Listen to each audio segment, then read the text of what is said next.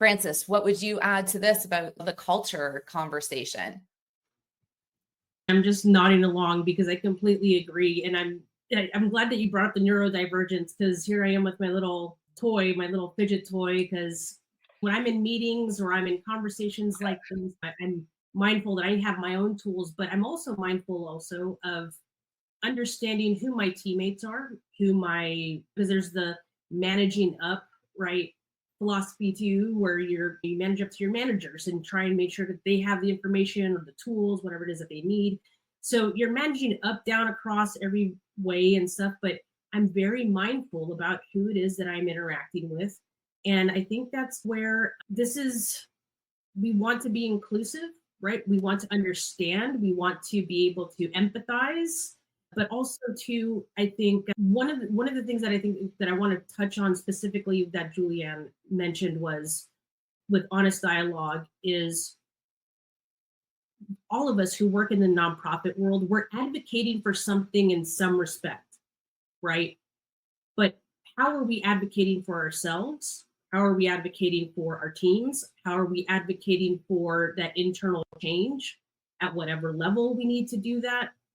And I don't remember who, I saw someone who made a comment about when you're hiring for new positions into your organization, finding the right people. But you want to find the right people who know and understand how to not only advocate for themselves, right? Because when you get to the point of, okay, we need to execute X change process, right? Or project or whatever, can we have that open and honest dialogue about, I can't take on anymore, or I need to drop this off. I have to advocate for myself to be able to fully perform and execute for the overarching mission, because this is a piece of that. If I'm going to hold a piece of this pie, then I need to be able to advocate for myself, but I also need to be able to advocate for my subordinates. I need to advocate for what are the realities of this project, because in the nonprofit world, well, in any business too, also we all have seasons.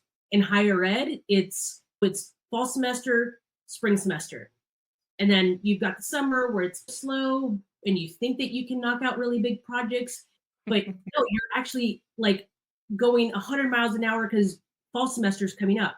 So understanding your seasons, understanding truly what are those phases that your organization goes through, and finding those individuals within your team who know how to advocate, who know how to speak about what's going on in their teams, speak about what's going on in their little world of their piece of the pie in what they provide to the organization.